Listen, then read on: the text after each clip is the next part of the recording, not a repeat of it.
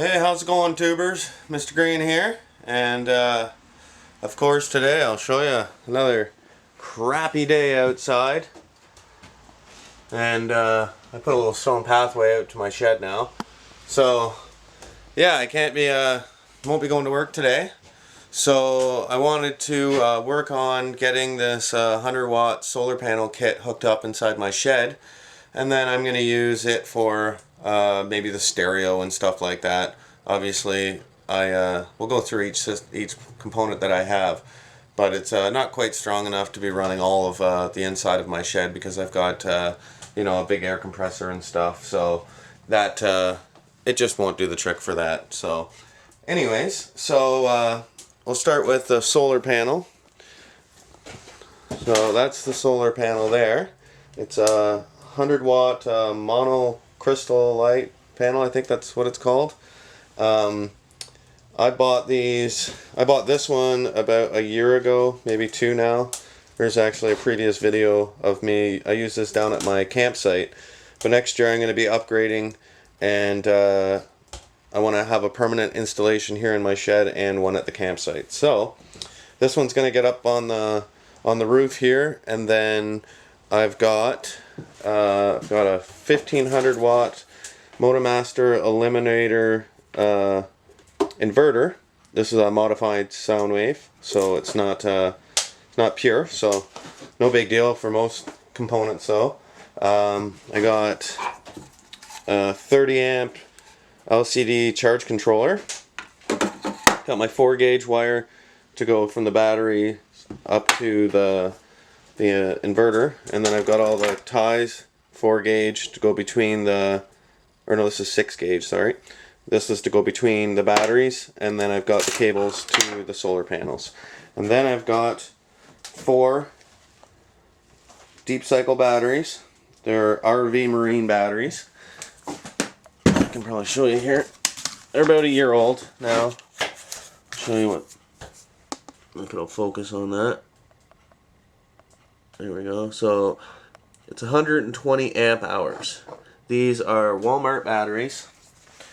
They were $99 a piece, so you can't complain. For 480 watts or 480 amp hours of power is not a bad thing. So I've ran TVs and all of that stuff off my camp off of this bank, and it runs no problem. So I've got to go, before I get everything hooked up, I've got the distilled water and stuff, and we'll check the battery levels, and then go from there. So that's going to be the first thing we're going to do, is check all the batteries.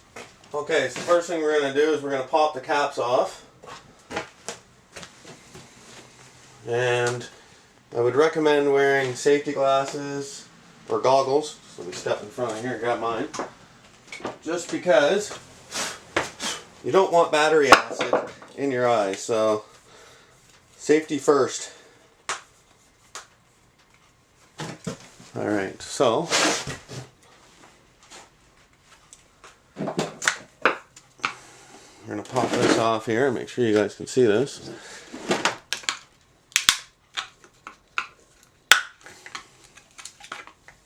Alright, actually my levels is really good in that one. I don't know if you guys can actually see the level in it, but it's right where it should be. There's the main line, and that's where it's filled right to. So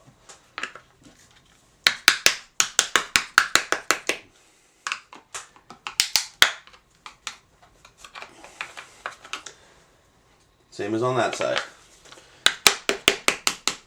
So what I'm going to do is I'm going to go through each one of these 4 batteries, check them, and then we'll work on getting it all installed. So I'll be back here in a second. Okay, so I'm going to move all of these batteries, and they're all going to go underneath this table here. So I want to try, put all the positives facing the wall. Just a quick sound. These are very heavy batteries. Okay, one more. There we go. That's where those are going to go. Now we're going to take, excuse me walking in front of the camera here. We're going to take these cables. Actually, I've got to turn the fireplace down here. I got it just rocking right now. There we go. So yeah, we're going to take each one of these cables and tie the positive to the positive, the negative to the negative. So I just need a wrench for this. I can't remember exactly. I think it's 9/16 for these nuts, but I'll check to make sure.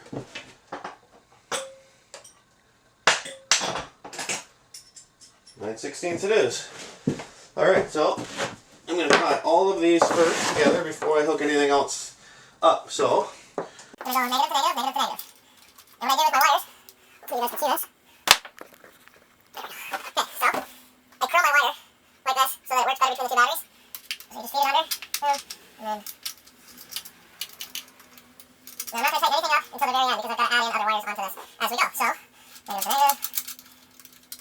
and this is the expensive part of a lot of this, is just the wire.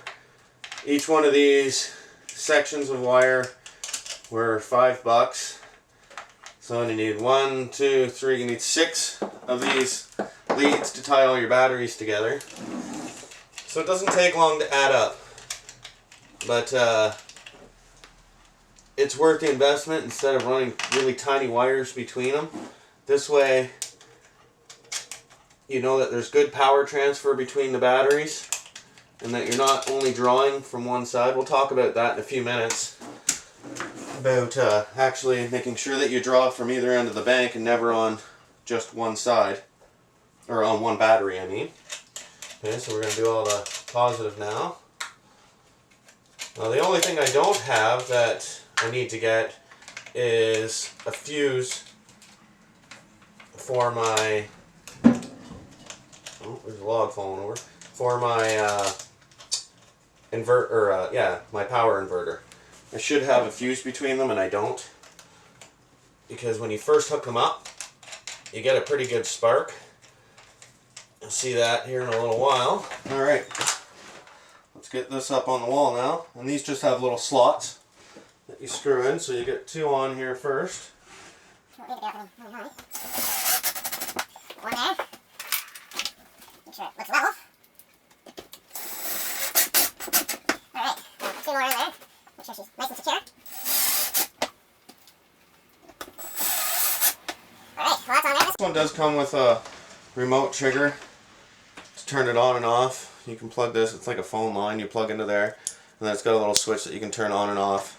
This I won't be needing here because obviously I have access right to it, so that will get put aside. So the next thing is going to be to grab 4 more screws here. We're going to hook up this 30 amp solar charge controller. So this is a PWN. It's not an MPPT charge controller.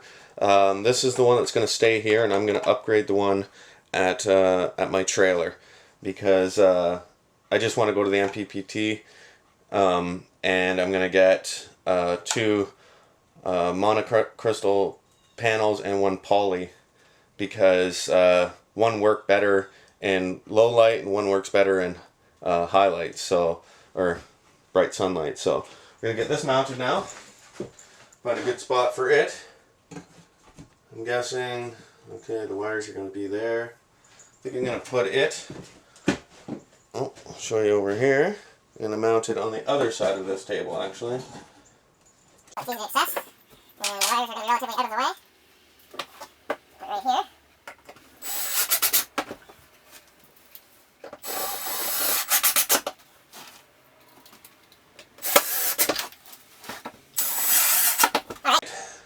So now we got that up and the inverter. Now we're going to work on getting the inverter hooked up first, and then we'll work on the solar panel part of it. So we'll be back here in a second. Okay, so now see, this is the line that I should have a fuse on, because you'll see here in a second, this part hooked up here first.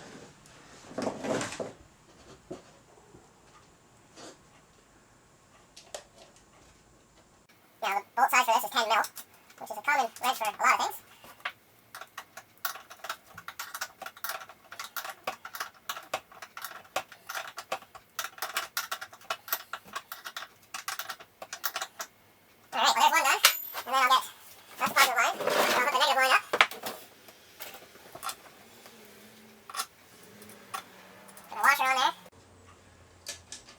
And these you want to make sure that you have a good connection, because when you're pulling that kind of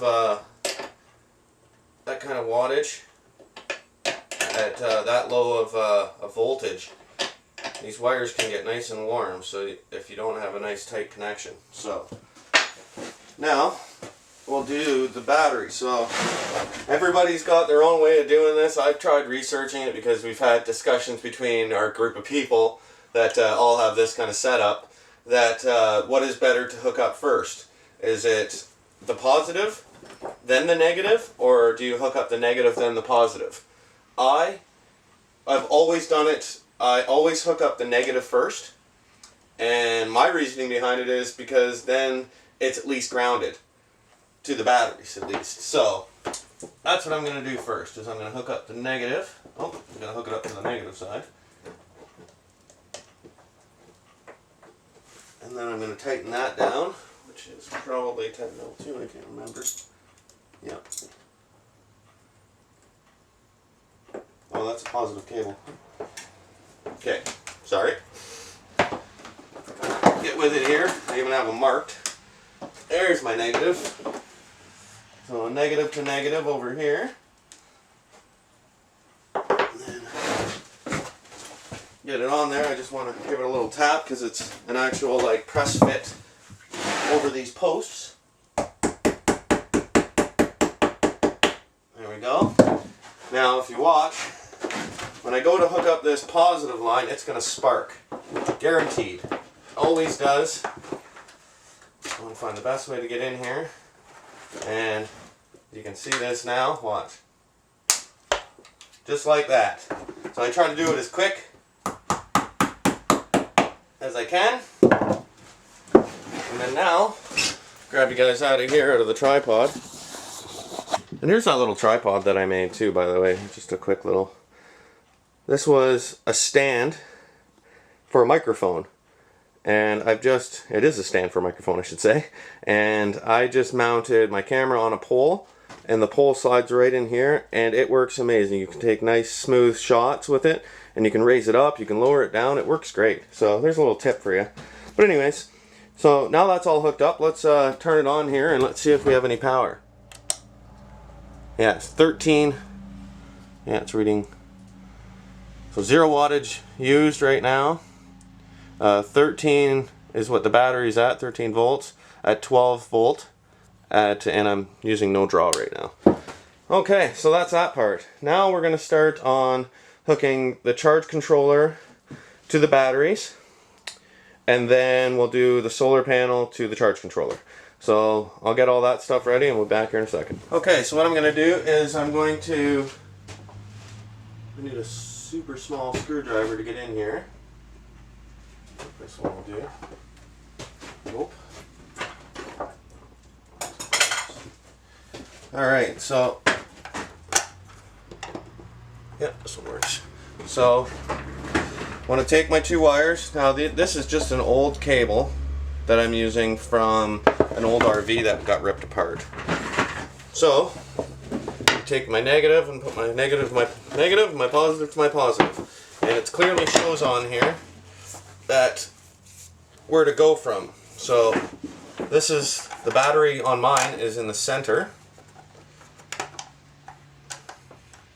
wish this cover would stay up. So positive there, negative there.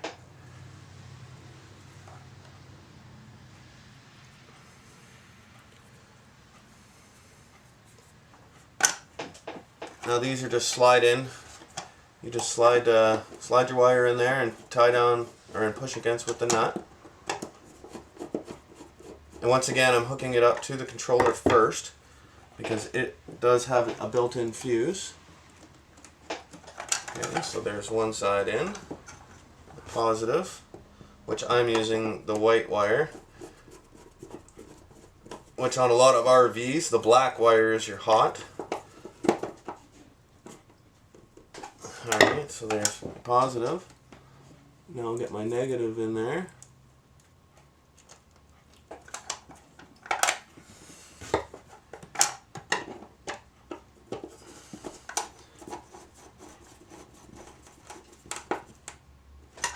Alright, so that's that part done. Now we'll bring it down to the batteries and we'll get them hooked up to the batteries. Okay, so what you want to remember here is with my inverter, I am running positive over here, negative over here. Now what you want to do to fill your batteries, you want to fill on the opposite ones. So I'm going to use this as my negative over here, and my positive is going to be used over there on that side. So all I do is just back this nut off here. Just like so, slide this one on. And now at this point, I know that I've only got one other nut to do here, so I can give this a tighten and kind of work my way along now.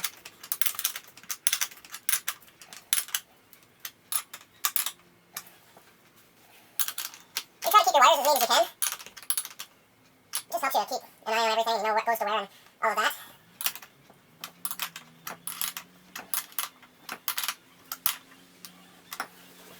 Alright, now I got 2 more nuts here, and then we'll hook up to the positive side, and then we'll check the controller, and it should give us our reading. Now I don't know, highly doubt that we'll actually get any solar power in today because it's cloudy, and these panels, the panel that I have right now does not work very well in okay, so this is in low light. That's why I want it to have both 2 different kinds of panels so I can cover all my bases. Alright, so now this is the last wire to hook up on this side. So we'll hook up the charge controller now.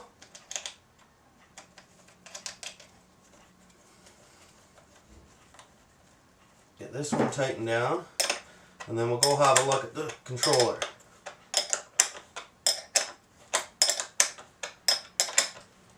Alright. Pull you out of here quickly.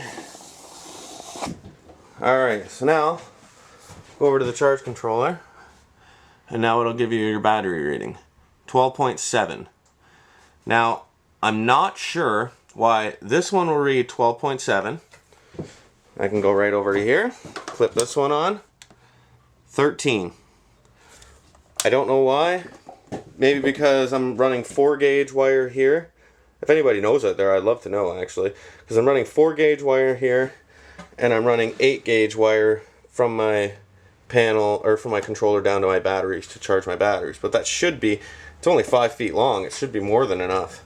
So maybe that's why it's reading different. I'm not 100% sure. So now the next thing is going to be to hook up the solar panel, get it up on the roof, drill my hole to get it in here, and then kind of go from there. So yeah, we'll be back here in a few minutes. Okay, so now I'm going to drill my hole that goes outside. Just had the weirdest thing. I was working in my shop, and my shop door just opened by itself all the way and then closed. Nice and slow. Really weird. And I would normally say it's the wind, but there's no wind out today. Very strange. But anyways, what I'm going to do is I'm going to drill through here.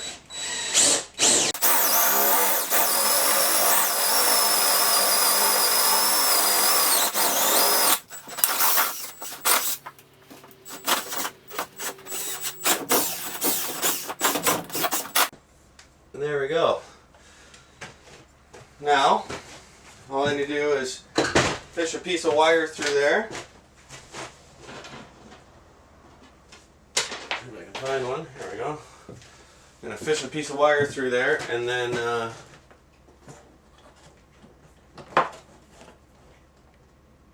tape the other wires. I might need a little longer than this. Tape the other wires to it, and then we'll pull it all through. So, I know I've got one wire here. Of course, it has to be the one that's 30 feet long. But anyways, I'm going to feed that through that hole. And then we'll go on the outside and we'll tape those other lines on there and pull that through. So we'll be back in a second. Okay, we're going to throw the panel up there.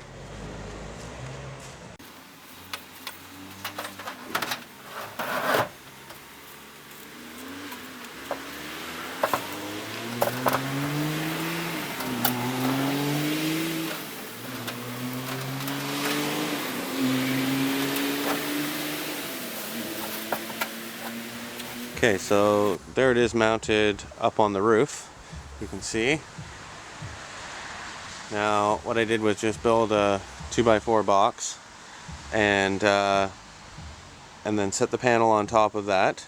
And then I went to the store and bought these coated, I'm not sure if it's steel or aluminum or whatever, but they're L brackets for hanging shelves. But they're already coated in white thick paint, so you don't have to worry about them rusting. Well, at least not for a while. And then all I did was stick them in the vise and just bend the tip over so that it goes over the edges of the panels. And then used rubber or screws with rubber O-rings when I screwed into the metal, just so it doesn't leak into my woodshed. So, but there you go, up on the top. That looks nice. And now it'll catch this winter sun, and I'll keep it cleaned off all the time. Obviously it's on a pretty flat slope, so I'll keep it cleaned off all the time, and I'll have enough power to do what I need inside this shed. So I'll make sure I got everything hooked up right in here. Yeah, there's no errors, but as you can see, not pulling in anything. That's the problem with this charge controller and this panel. When it's a day like today, it says that there's sun going to the batteries, but it's less than 1 amp out of a 100-watt solar panel. That's no good.